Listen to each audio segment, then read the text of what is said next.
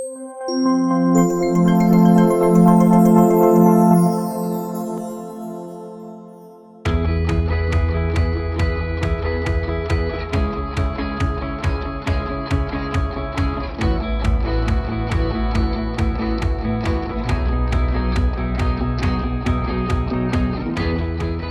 just want to say thank you all for coming out, and I just want to say a few thank yous to some of the people that have made this successful for us.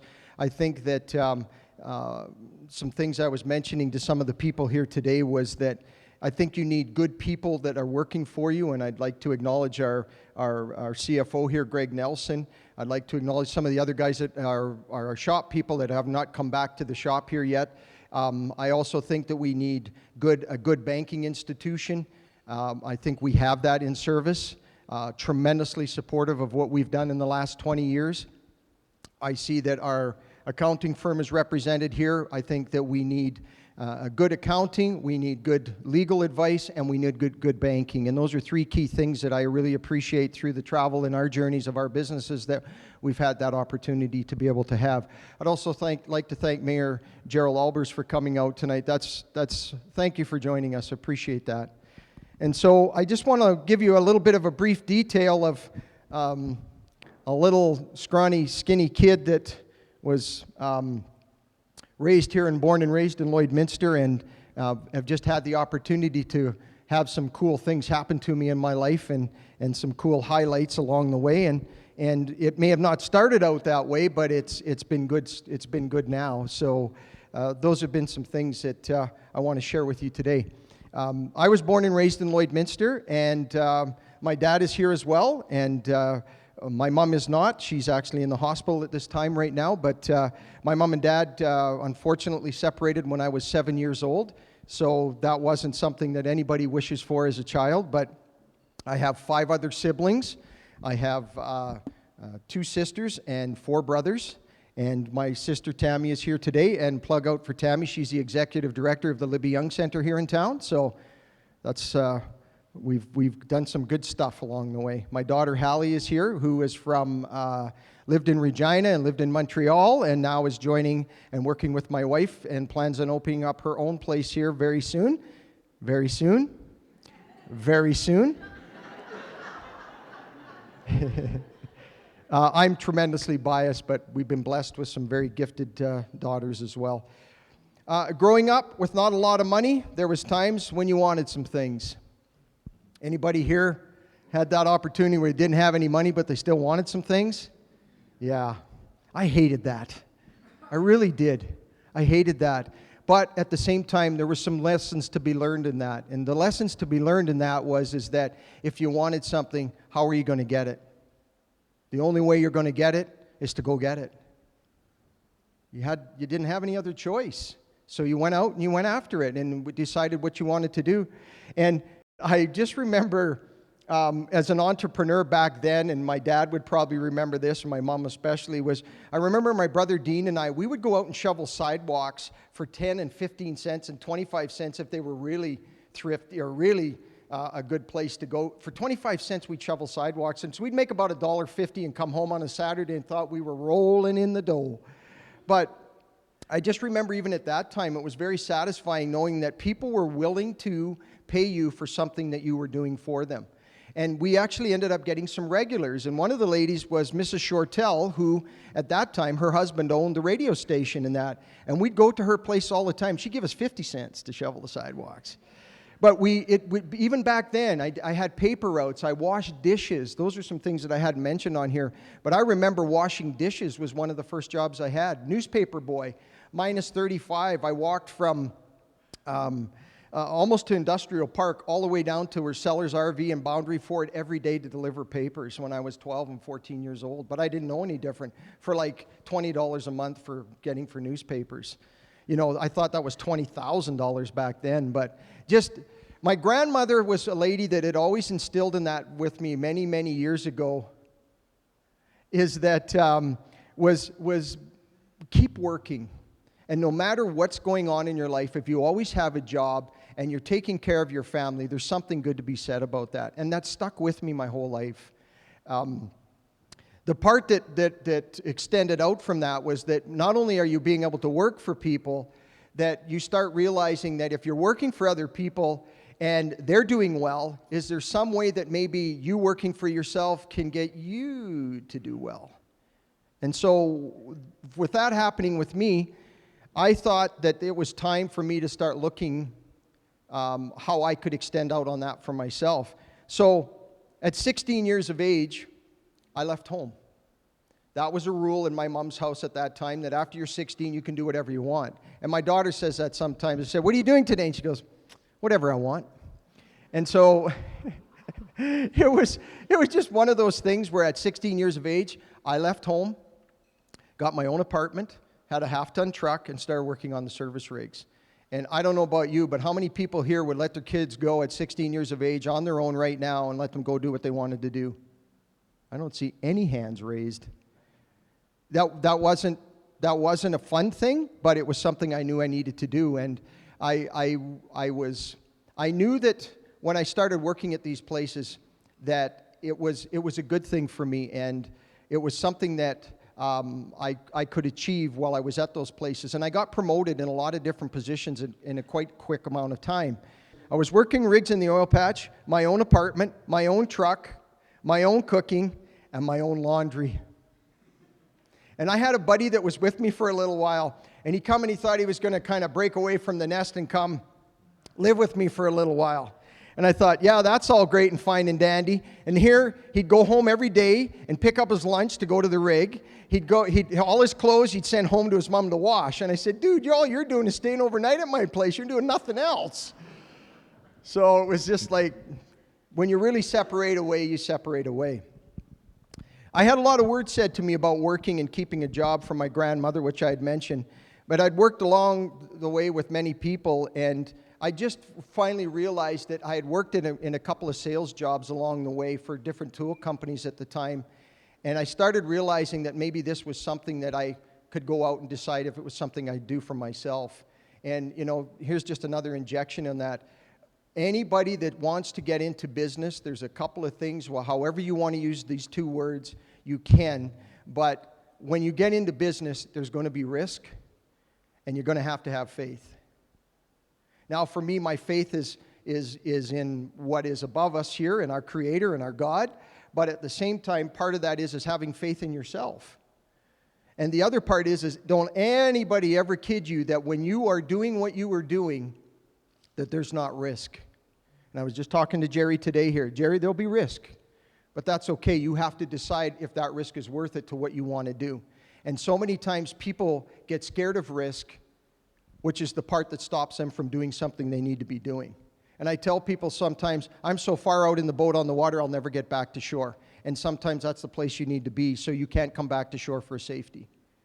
You need to be uncomfortable sometimes to be comfortable in what you're doing in business. And so, fast forward, starting Titus Tools over 20 years ago, and how much I've learned along the way. Andrea had mentioned I was working for an oil tool company at that time, and we knew that we needed to start to get some kind of a tooling or a base set up here where we could create inventory. So at the time, I was using one of my brother's small little offices in his shop, and I was keeping tools there.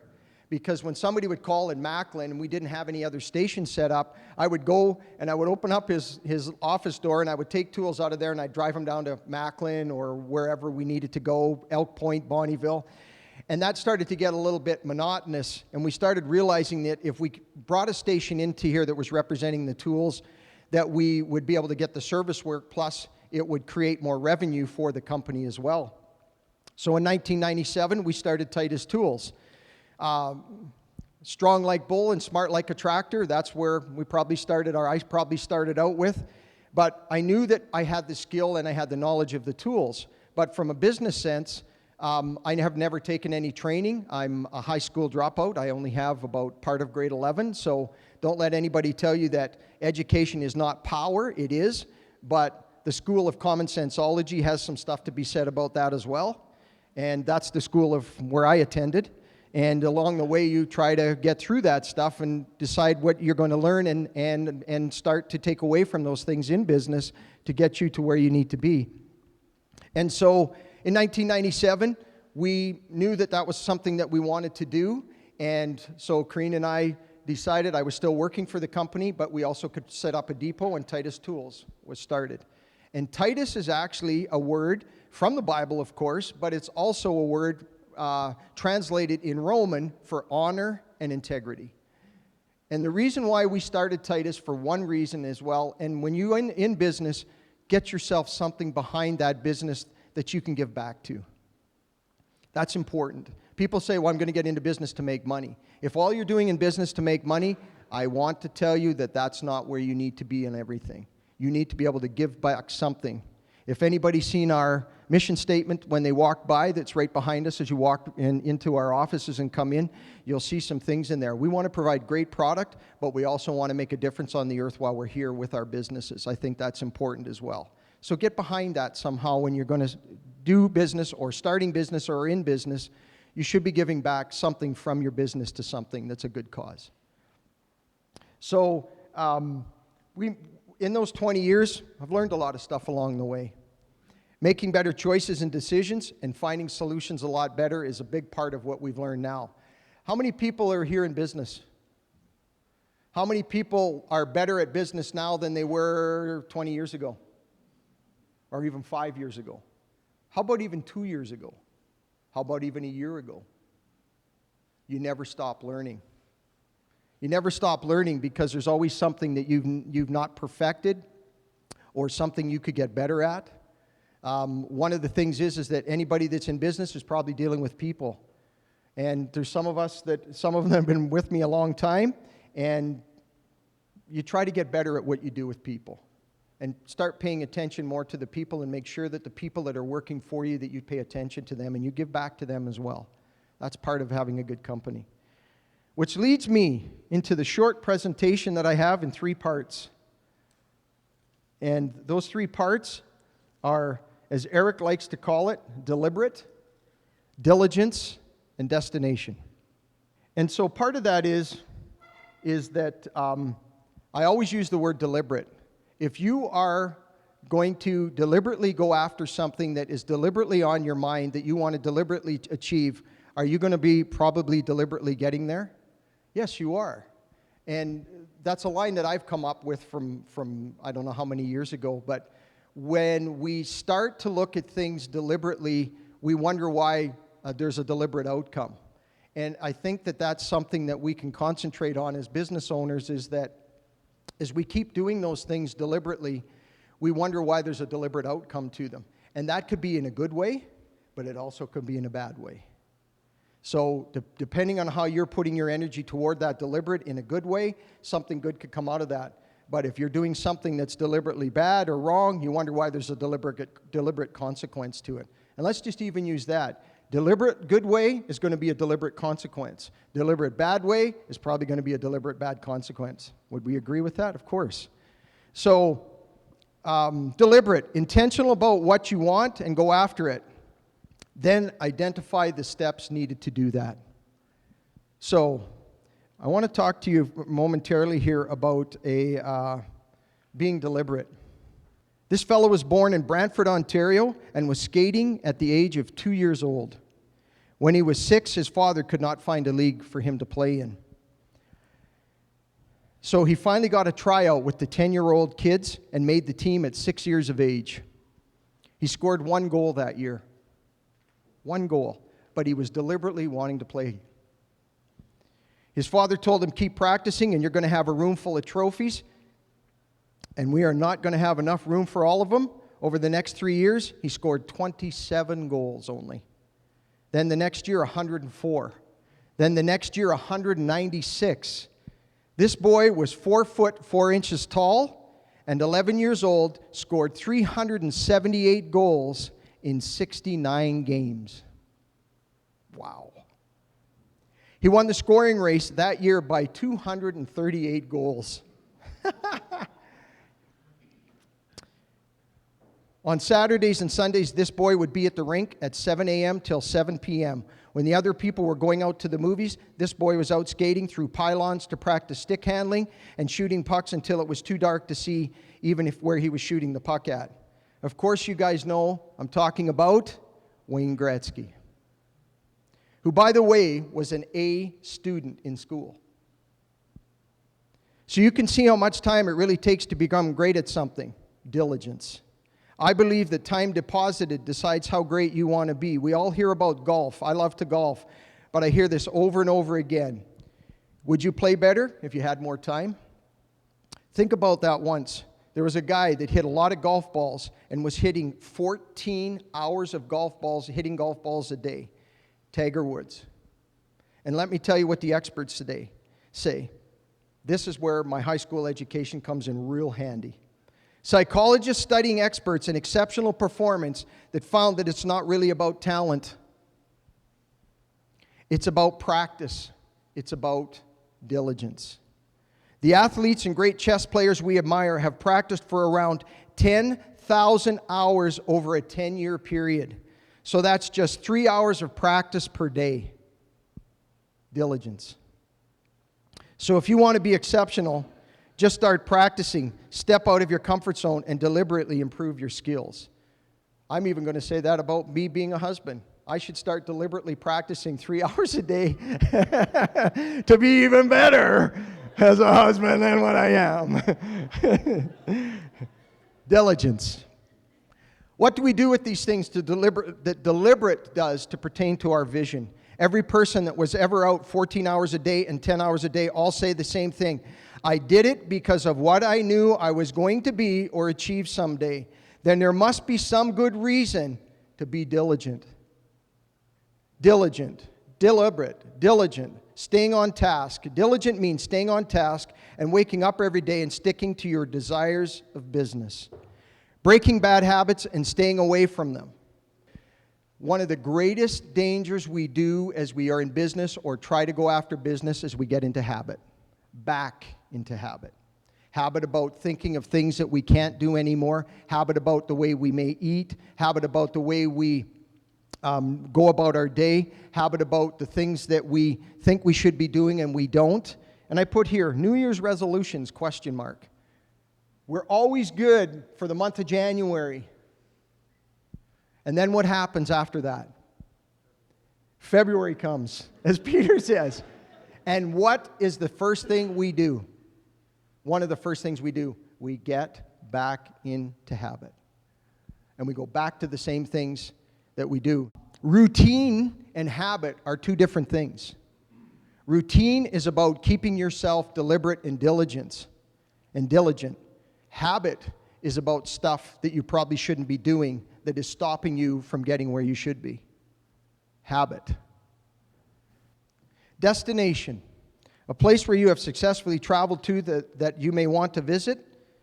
Or a place where you have successfully traveled to are other places that you want to visit. So, you're headed to Edmonton, so you go, I've got to Edmonton. But people say, what about other destinations? You hear cruise ships, air flight, plane people, all of those people always talking about destinations. There's people in this room that have destinations they want to still go to. It might be to a warm climate. It might be to Europe. It might be to Australia. It's still a destination. But destination can also be a place that you've already been to. So in business, I'm always thinking, if I want to go somewhere and it's hot, are you packing a down-filled jacket and a pair of snowmobile boots and big mitts? Or where it's warm, you're packing probably Bermuda shorts and some sandals and some suntan lotion. You prepare yourself, no matter what destination you're going, based on where you're going. So if I'm going to a cold place and I'm going snowmobiling, I'm not putting on sandals and Bermuda shorts. But if I'm going somewhere warm, I am. So why is that any different analogy than where you need to have the same kind of dress code as to where you want yourself to be in the destination you're headed to? Diligence, deliberate, destination. And so those are some of the things that I try to concentrate. Am I perfect? No, but I'm perfection in progress.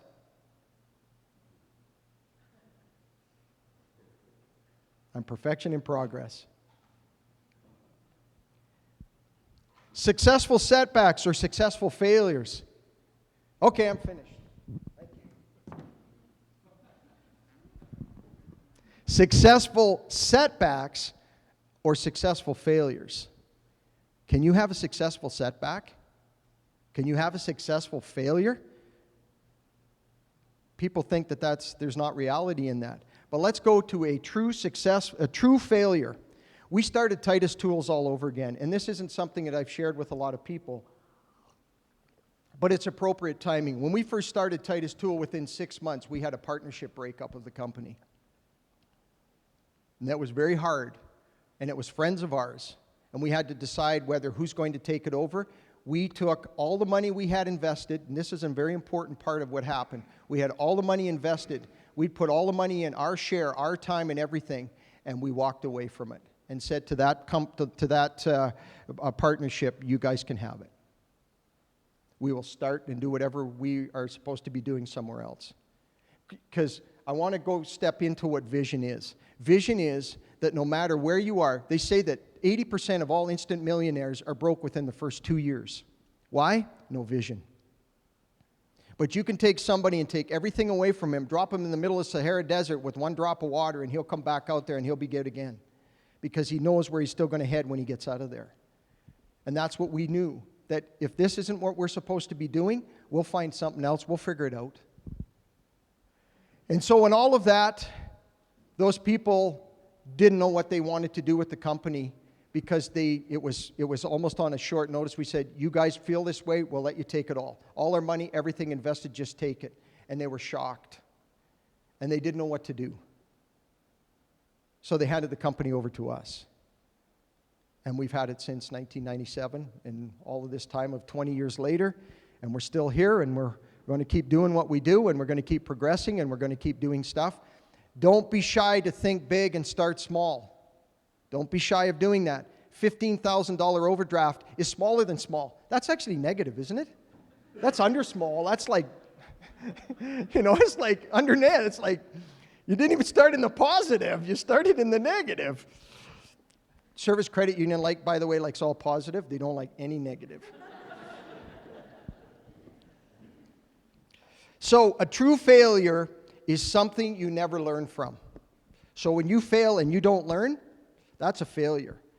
But a successful failure may be something that you were not good at doing, but you learned something to make you better for the next adventure.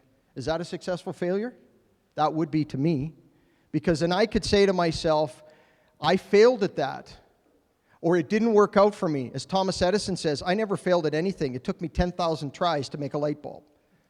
He never failed at it. He just said it took me 10,000 times to make the light bulb. I like that wording better.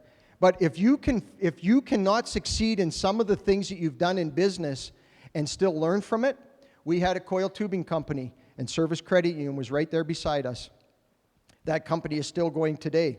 But I found for me, we had $3 million worth of coil tubing units that the service had been very great with us. We had done well with the company. But how many people know that you can get into business on some things that you angle out on, and that's not your wheelhouse? That was for us.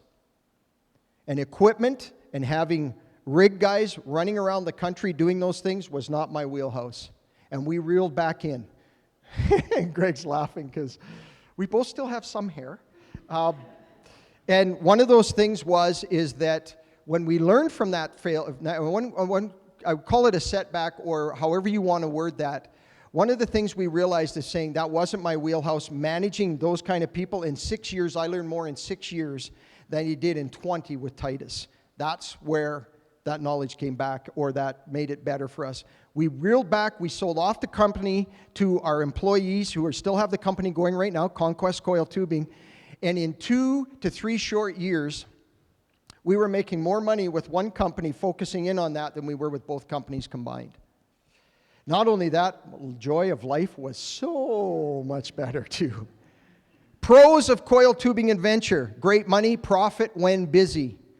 Cons, very simple: equipment failure and people failure. You're dealing with people all the time. And I can fix a hydraulic hose and a tire. And that doesn't mean I love people because I'm a people person. But when I called them the wild palominos back then, because it's just like a bunch of horses that you just have out and they never get a saddle on them, but you still have them come to the barn for some hay and some water every night.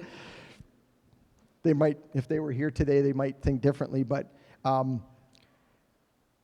that was something I learned as probably one of the biggest lessons. But right beside on all of that, the Service Credit Union was there for us, and we worked together with them, and it was a great adventure. But I knew you know where your wheelhouse is. Can I say that the right way? You know where your groove is on some things that you need to be involved in, and some other things you need to come back to. And I think it's important as a business owner to get great at one thing, but still don't stop looking for other opportunities that are out there to bring you other streams into your business. Titus was the mothership of all of that. But now we have real estate, now we have retail, now we have online. Those are some things that we still stream from the mother company of Titus. I want to talk to you about partnership now. And partnership is probably the most important thing that I've learned along this way in business, by far, second to none over anything that I've ever learned. And for me, the most important, and I'm going to keep it together, the most important, wisest, and encouraging partner I have ever had has been my wife, Coreen, in all of this. Every man should know that you will never achieve your highest level in business if you don't have a partner. You won't. You'll never do it on your own. If you think you're a one-man show, I'm here to tell you, you better wake up to that. I'm even going to say that to Mayor. Your wife is tremendously supportive, and you wouldn't be the mayor you are in this city if you didn't have her support. She's beside you. Any of the business owners in here, anybody else that's doing what they're doing, whether it's a partner that you have as a partner, Kev, or as your spouse or the person beside you, I am here to tell you today, you will never get to the highest level of where you want to achieve without a partner. And for me, it's been my wife. And that is in the confidant and the decisions we've made along the way. We have had to make decisions from staff salaries to expanding our businesses when the time is to do that. People we have had to let go in our business. As a business owner, there might be people that aren't fitting your demographic of your culture of your business, and they may have to be moving on to something else, and you wish them the best. Shutting down some parts of your businesses to keep strong enough. As my good friend Peter says, never kill the goose that lays the golden egg just to keep staff around. The goose has to keep laying golden eggs. You can always get the goslings back a little later. Just a thought there. Thank you, Peter, for that one. Free plug for Peter.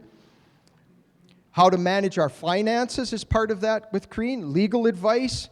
These are all things that we make decisions together on everything. Now, my corporate lawyer is not here tonight, but everything we do is not 5149, and we draw everything up that way. Every company we have out there, she's 50% owner, and I'm 50% owner. Titus, Twice as Nice, Forever, Cahill Holdings, all of them, she's 50%. Not 5149. Now, there has to be a president and a secretary and all the legal documents, but we switch roles. She's president of Twice as Nice, I'm president of Titus. So it works for us. A smart wife is a happy life. So at this time, this is a great time to bring my wife into our presentation, and the best partner I could ever have to tell you about some other great adventures that she has been traveling down, and some of the visions and some of the things that she's wanted to do along the way. Got your stuff there? Thanks, everybody. Thanks for coming out this afternoon. Me and Tracy have always shared the same vision. When we started down this road, I'm sure that when we started out, we saw this, but yet we didn't. Because we're at a place, and, going through this whole process with service, we've really looked at where we've come from and what we've done and where we're going. And We are so thankful. Like Tracy said, this wasn't something that we did on our own. There are so many people that have come alongside of us that are part of our success. Like without our employees, without our financial institution, we wouldn't be where we are today. And we are so thankful for all of that. I got to have one of my dreams, opening a retail store in Lloydminister, through everything that we've done. And it's quite new. We're just coming on our 3rd birthday, so I'm learning a lot. We have some of the best people that we work with that help us get to where we are. And that's such a huge part of who we are and where we're going.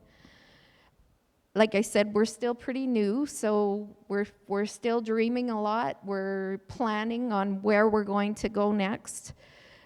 But when I was asked to speak, they asked me, what is your take on what you've accomplished and what's happened in your lives? And everything that Tracy said, this is the one thing that I have seen, is that as a team, him and I, we don't quit. We've come up against so many things in business. We've had, business has its ups and its downs. You have to problem solve, you have to negotiate, you have to do everything that you need to do. And in that's probably one of the greatest things that I see as our partnership, is that we just don't quit. We have goals in mind. We know where we're going. We have purpose to what we do. And I'm so thankful for having him by my side and having all of the things that we've accomplished. But it's not been alone. And that's probably the biggest thing that I see with our accomplishments, with Titus, with everything that we've done. So just thankful for all of that.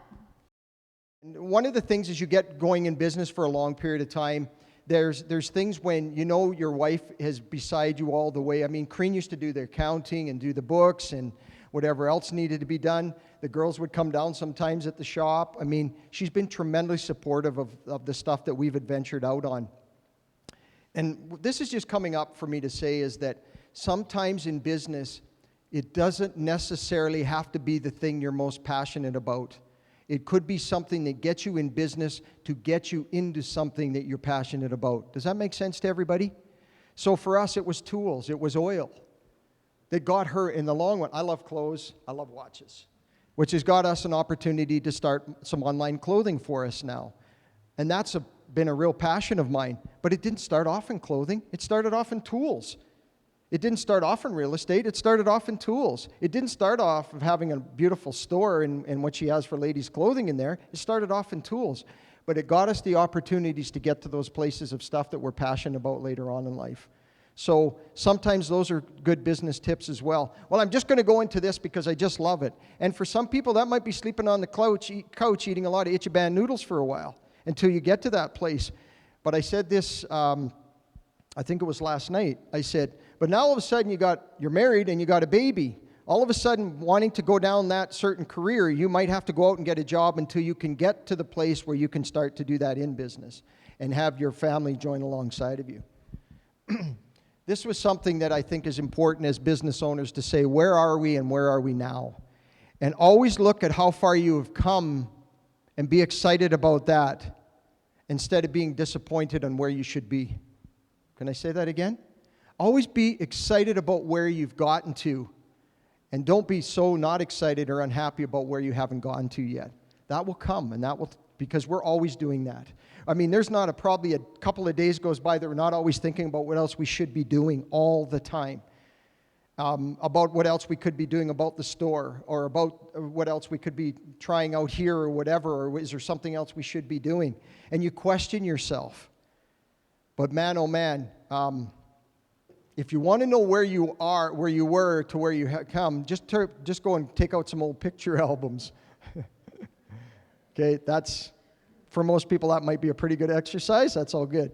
But what I meant by that is no different than saying a $15,000 overdraft. We were in the negative to what where we are now. And this isn't a bragging thing or anything. It's just saying that you can come from here to start thinking big and starting small and still get to some places that you need to along the way. And what some people do is they get so downtrodden on themselves of where they haven't gotten to yet. But if you look back at where they were 5 years ago, they're still way ahead of where they were back then. That's still exciting. Be encouraged by that. Where do we want to go? We want some more stores. We want more clothing sales. We want more properties. We want more travel. We want more helping others that we can reach out to in the community and around the world. Because if we're doing all of those things, there should be some income enough to help other people out there on other things that we want to do. We've had the opportunity to go on several mission trips. We've had the opportunity to help in the youth program. My wife and I sat on the executive board for many years here in Lloydminister with the youth program. There's some things that we've been passionate about throughout the city. Those are the things. The reason is always the same: to make money, to enjoy it, and to use it for good of the earth towards other people. With these things in mind is to make sure you have a good financial partner along the way, in which we have in the Service Credit Union. That is a for sure. The people are what make the service a great place to do business with. I'm going to say this the right way, and whatever this is for the record, I don't care what the name of the company was. I don't care what colors you use at your institution at the credit union.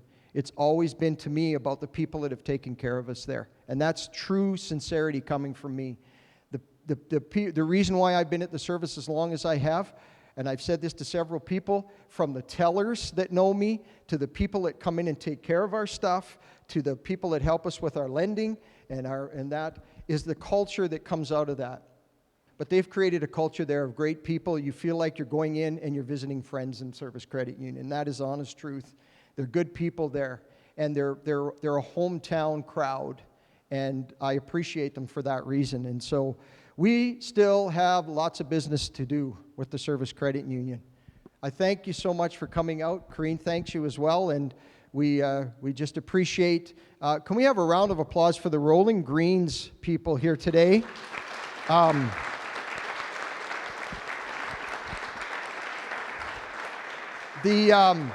That's been exceptional, and thank you for just making this a great thing. Coreen as well. I'm doing some of my own plugs, Coreen. Thank you for Coreen Olson back there as the lady that's helped setting all of this up. Eric as well.